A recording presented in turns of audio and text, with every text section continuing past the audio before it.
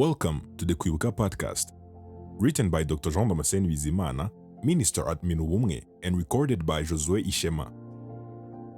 After years of research, he has collected and compiled information on different actions that led to the 1994 genocide against the Tutsi.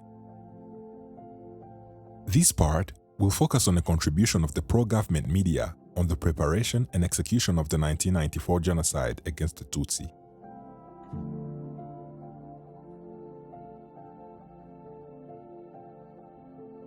To support government-controlled media, the Habyarimana regime promoted the emergence of another extremist press that significantly contributed to the spread of hatred, leading to the extermination of the Tutsi. Among the pro-government media, the Radio-Télévision Libre de Mille Collines, RTLM, played a major role in the propagation of the genocide. The RTLM had various bodies, including an initiative committee with 3 commissions: the Regulation and Preparation Commission, the Technical and Program Commission, and the Mobilization Commission. There were 8 members of the Initiative Committee, including Félicien Kabuga, who was the president and major financier of the RTLM, Ignace Temahagari, the secretary. He was a Sonargwa agent, Ferdinand Nahimana, a university professor, Joseph Serugendo from Orenfort, Ephraim Nyezabera, a Commercial Bank of Rwanda executive, Charles Nzabagerageza, a Minagri executive and former prefect of Ruhengeri, Jean Bosco Barayagwiza, he was the Director General of Minafet, and Silas Muchumanyiko, a Director General of Tabarwanda.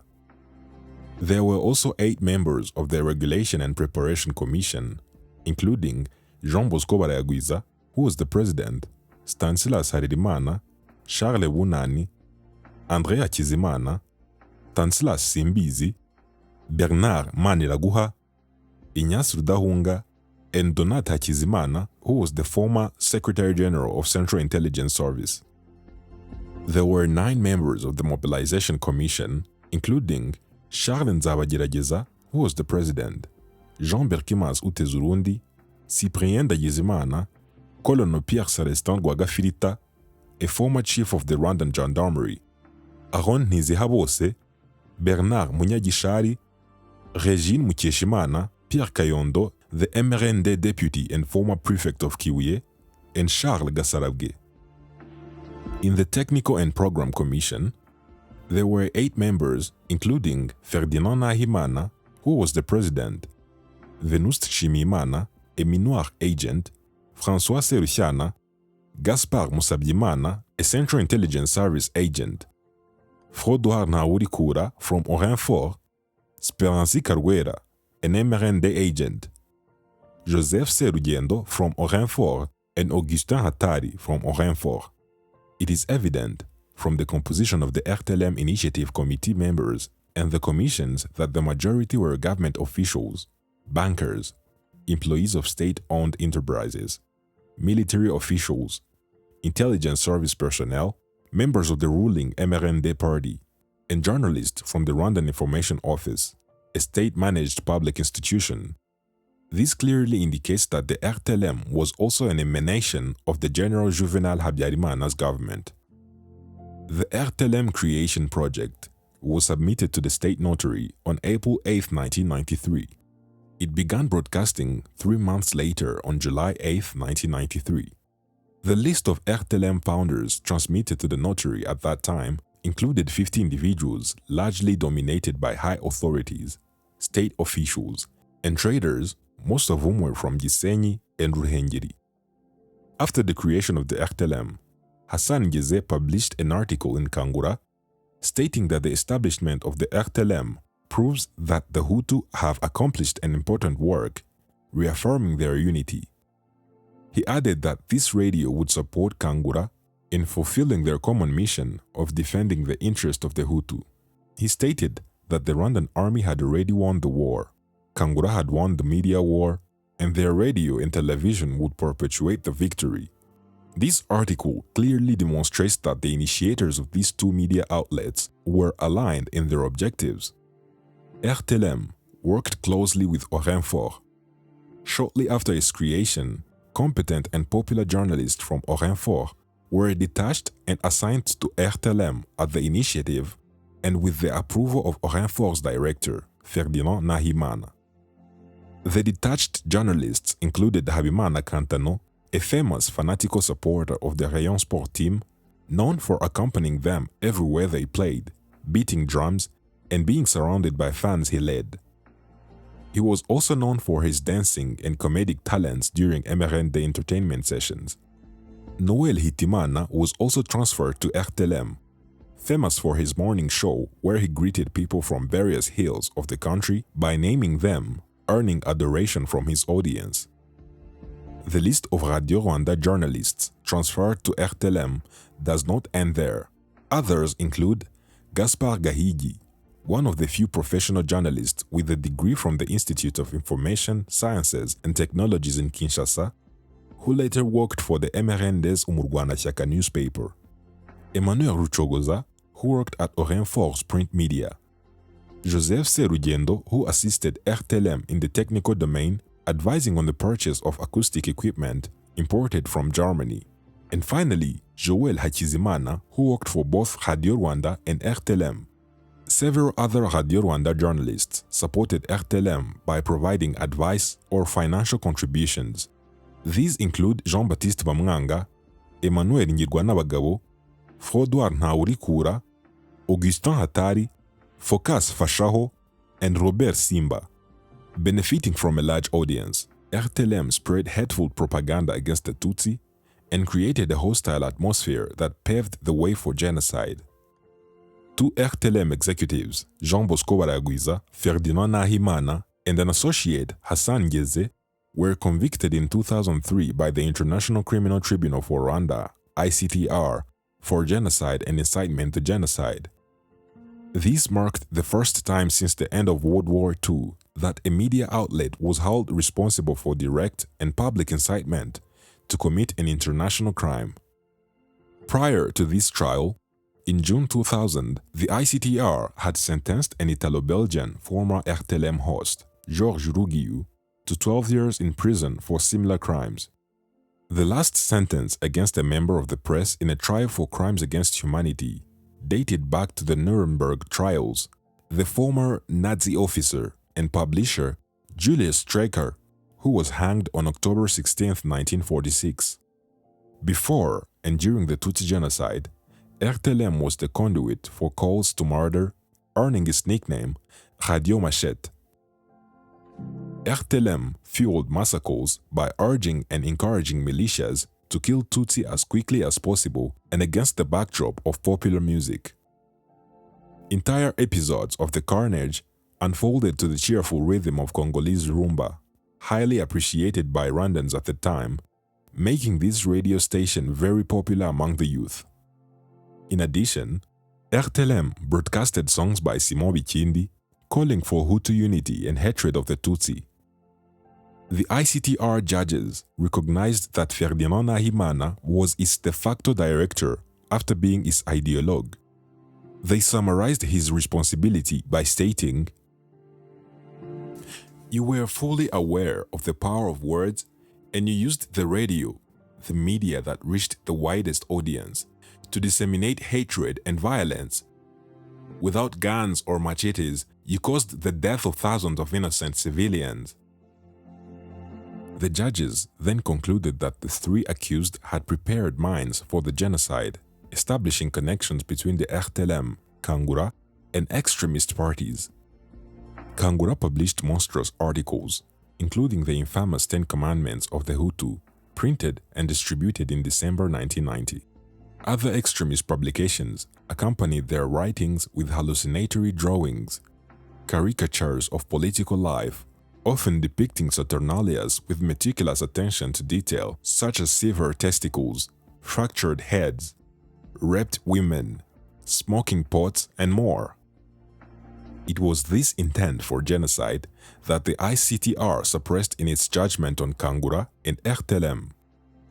In another judgment by the ICTR regarding the Radio Rwanda and RTLM technician Joseph Serugendo, who pleaded guilty, the judges established that RTLM benefited from the support of Radio Rwanda which managed the transmitter network, enabling the broadcast of his programs throughout the country. In 1987, an independent newspaper, Kanguka, was created by Vincent Rwabukwisi, nicknamed Ravi, originally from the Gitarama prefecture. This newspaper gained significant popularity as the Rwandan people felt the need for a free press. Following the positive reception of Kanguka, the Habyarimana regime established a team supported by his wife, Agathe Kanziga. The team consisted of Colonel Anatole Nsengiyumva, Colonel Theoneste Bagosora, Serafin Rwabukumba, Ferdinand Nahimana, who was the leader of the team. Nahimana, originally from the former commune of Gatonde in Ruhengeri, was a historian with a PhD from the University of Paris 6, obtained on November 21, 1986. He taught history at the National University of Rwanda. In 1993, he published a book titled Rwanda, Emergence of a State, dedicated to President Habyarimana's son, Jean-Pierre Habyarimana, demonstrating the friendship he maintained with the president's family. Nahimana was considered one of the prominent intellectuals and the thinker of the regime. He was part of the president's inner circle, preparing his speeches, and exerted significant influence from the preparation to the perpetration of the genocide. In December 1989, Serafin Rwabukumba, President Habyarimana's brother-in-law and a senior official at the National Bank of Rwanda, launched the newspaper Intera to undermine Kanguka, created 2 years earlier. Rwabukumba collaborated with Captain Pascal Simbikangwa for this purpose. Anani Nkurunziza was initially in charge. He was an intelligence service agent at the presidential palace and played a crucial role in the creation of the Genocide Radio, RTLM. Alois Mundere, a journalist at Imvaho, succeeded him. Through these interactions, it is easy to discern Intera's relation with the government. Intera did not have many readers and quickly faded away. In May 1990, the president's team created another newspaper called Kangura with the aim of competing with Kanguka. They decided to recruit Hassan Ngeze, who had been representing Kanguka in the city of Gisenyi. The choice of Hassan Ngeze was motivated by his popularity among the youth in Gisenyi and the fact that his father was a well-known trader. When Kaje Guhakwa started supporting the Kanguka newspaper, he designated Ngeze to distribute it at a kiosk he had built for him in front of the Gisenyi gas station. As he could gather and narrate information, especially regarding the corruption of local authorities, Kaje Guhakwa found in him a talented journalist and recruited him as the local representative of his newspaper. After being poached by the president's team, Ngeze wrote articles in Kangura that contradicted or criticized those published in Kanguka. In reality, these articles were written by Augustin Nduwayezu, the Director General of the Central Intelligence Service, and one of his agents, Captain Pascal Simbikangwa, nicknamed the Torturer. From the establishment of Kangura, Vincent Rwabukwisi was systematically harassed to the point that on July 4, 1990, he was arrested by the intelligence service at Kanombe Airport, coming from Nairobi, on the pretext that he had met with King Kigeli Ndahindurwa. On October 22, 1990, Rwabukwisi was sentenced to 17 years in prison for endangering state security. He was released on May 7, 1991, following a presidential amnesty under international pressure. During his detention and until his release, his newspaper ceased publication. In December 1990, Kangura published the 10 Commandments of the Hutu and developed the methodology of their teaching and popularization among the population. These commandments notably stated that every Hutu having relations with a Tutsi should be considered a traitor. Kangura's commandments echoed the plan of the genocide. The last commandment reveals that the authorities had allowed hatred to take root and even nurtured it. Its content reads, "The popular revolution of 1959, the 1960 referendum, and the Hutu ideology must be taught to all Hutu. Every Hutu must vigorously propagate this ideology. Any Hutu who persecutes another Hutu for propagating and teaching this ideology will be considered a traitor. After this publication with a genocidal ideology, no institution, national or international, including the churches, condemned it. In the aforementioned 10th commandment, the word ideology appears 3 times and Hutu 5 times. It specifies to whom this ideology is intended and who should propagate it. The verbs propagate and teach were used to disseminate this ideology, which had been prevalent in the country for 35 years when Kangura published it.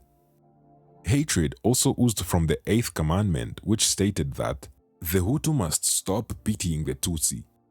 On the last page of the newspaper, a photo of the French president, François Mitterrand, was reproduced, beneath which were written the words, "A true friend of Rwanda. It is in adversity that true friends reveal themselves.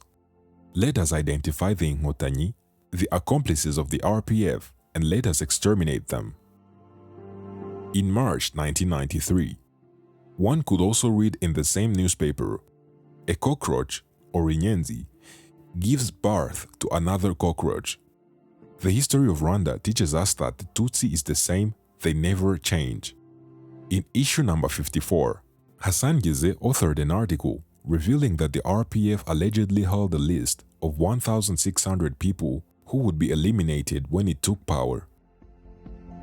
He sounded an alarm and called for vigilance to prevent an alleged genocide of the Hutu. It stated, "The accomplices of the enemy are well known, so the Inyenzi should understand that they are making a grave mistake. Their accomplices will be exterminated." After the massacres of the Tutsi in Bugesera in March 1992, the international community reacted vigorously following the assassination of an Italian nun living in Nyamata, Antonia Locatelli, who was shot at close range by Gendarme Urimubenchi on the night of March 9th to 10th, 1992. Locatelli was killed because she had sought help for the Tutsi refugees at the Nyamata parish and in the vocational school she directed.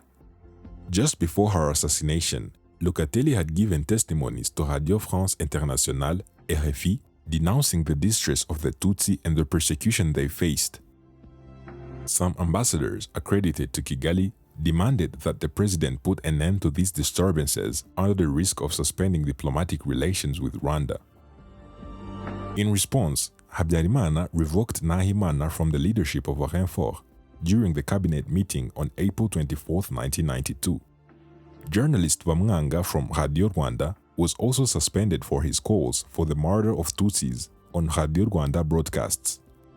A few days later, Nahimana was proposed for the position of consular at the Rwandan embassy in Germany, but he was not approved by the German government. After his dismissal from Orenfort, Nahimana's colleagues in Akazu asked Pascal Simbikangwa to establish the newspaper L'Indomptable Ikinani. Its first issue was published in May 1992, just 2 months after the massacres in Bugesera. Ikinani published numerous inflammatory articles spreading hatred against the Tutsis. We emphasize its first issue as it illustrates its extremist editorial line. In an article titled La Bonne Nouvelle au Bugesera, which translates to the good news in Bugesera, the newspaper celebrated the massacres of Tutsi and claimed they would continue. Here are some excerpts from the odious remarks written by journalist Jésus Paul Marasongandi. The article stated, "It is claimed that in Bugesera 35 Tutsis were killed and Rwanda must intervene to rescue them. The rags allegedly flags of MDR, PL and PSD are at half-mast in compassion for these 35 little cockroaches. Let the Tutsi know that when the blood of Hutu flows and they rejoice, it should not be surprising that the blood of Tutsi is somewhat spilled. If Tutsi want peace, do not want to perish, let them stop killing. Otherwise, this war imposed on us by the Tutsi benefits neither ethnic group. If Tutsi do not want to die, let them stop killing. Otherwise, when the Hutu have had enough, they will panic and ensure their legitimate defense because the law of retaliation will be applied. The only solution to end this war is for Tutsi to stop provoking Hutu. Thus, peace will reign in prosperity. Otherwise, men are the same. Another hate-filled article is titled Même les rescapés des complices ne feront rien contre nous, which translates to even the survivors of the accomplices will do nothing against us. Written by André Rukundo, originally from Mukamira in Ruhengeri, this piece warns Hutu from opposition parties, advising them in the following statement. Hutu who opposes the ruling power, it's your right, but do not forget the cause of your struggle, the interest of the nation. Rukundo specifically implores individuals such as Frodouard Karamira, Shingiro Mbonyumutwa, Dismas Tengiyaremye, Nyezabera, Stanislas Mbonampeka, Frédéric Nzamurambaho, Félicien Ngango, Félicien Gatabazi, Justin Mugenzi, Abbé André Sibomana, and Faustin Twagiramungu not to consider the parties they belong to, but to fight for the common cause of the Hutus. Unfortunately, this appeal was heard by Frodouard Karamira, Mbonyumutwa Shingiro, Stanislas Mbonampeka, and Justin Mugenzi, who turned away from democratic principles to commit genocide. Others persisted in their struggle for peace, but they paid with their lives during the genocide. Those were Frédéric Nzamurambaho, Félicien Ngango, and Félicien Gatabazi. When this issue of Ikinani reached the second printing press, its director informed the Minister of National Education, Agathe Uwiringiyimana. She ordered the printing to stop, but a few copies were distributed through an organized leak. Umurwanashyaka, another print media outlet belonging to the MRND party. The newspaper was led by Esperance Karwera Mutwe, a close friend of President Habyarimana. Karwera was one of the personalities the president had sent to Europe to promote MRND ideals. She was responsible for the partnership between MRND and the Belgian party, IDC, Christian Democrat International, and was also a member of Akazu. The editorial board of this newspaper included Gaspard Gahigi, Kantano Habimana, Gérard Neziryayo, Innocent Rwabuhungu, Augustin Habinshuti, and Innocent Habumugisha. Umurwanashyaka played a similar role to the RTLM radio in spreading hatred and promoting the preparation of the genocide. Another newspaper of the same vein is the Kamaramaka Journal, which initially shared the principles of the MDR party but gradually shifted toward the ideology of Hutu power. The journalists who became famous for their defamatory articles were Theoneste Muberantwari, who worked at Orenfort, André Karinganire, and Bernard Hategekimana, known by the nickname Mukingo and currently held at the Central Prison in Kigali. Another noteworthy journal is Jambere, created in 1991 by Tatien Hahozayezu. This journal spread hatred and the ideology of the genocide in a similar manner to Kangura. Jambere quickly gave way to the Interahamwe Journal in January 1992. Directed by Robert Kajuga, the Interahamwe Journal was sponsored by MRND.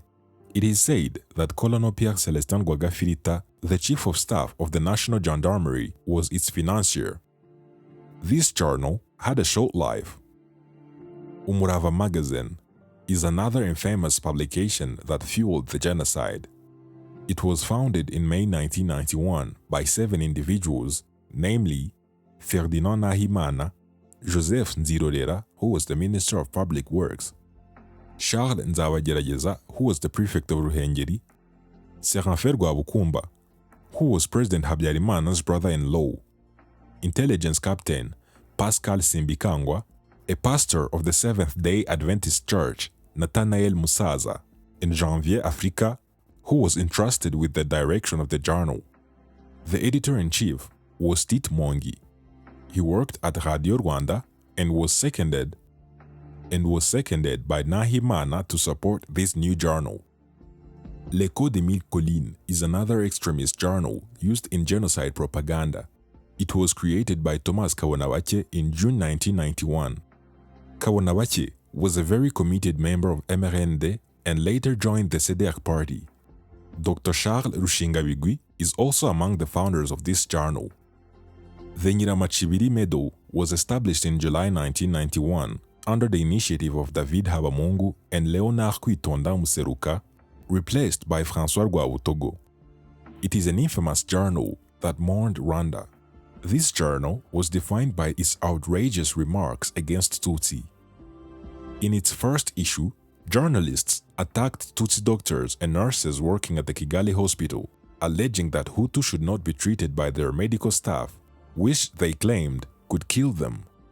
The journal claimed that in this hospital, Tutsi doctors and nurses were the majority, to the extent where people questioned whether only Tutsi pursued medical studies. Umuranga magazine was founded by Felicien Semusambi. At its inception, this journal conveyed the political ideology of the MDR and openly opposed the Habyarimana regime. However, with the disintegration of political parties, some branches adhered to the Hutu power movement, and the journal embraced the extremist line of MDR power.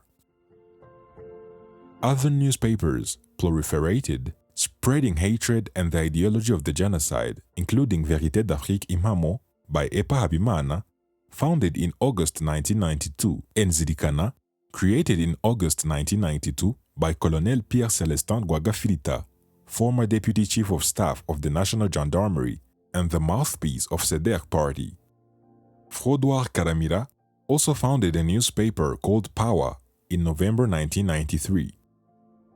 Njeze's half-brother, Issa Nyabyenda, also took the initiative to create an international version of Kangura, aimed at mobilizing all Hutus in the Great Lakes region to get rid of the Tutsi.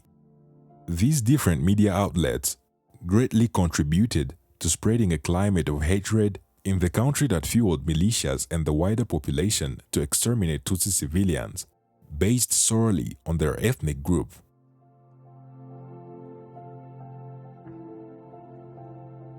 Check out the rest of our podcast and share them with others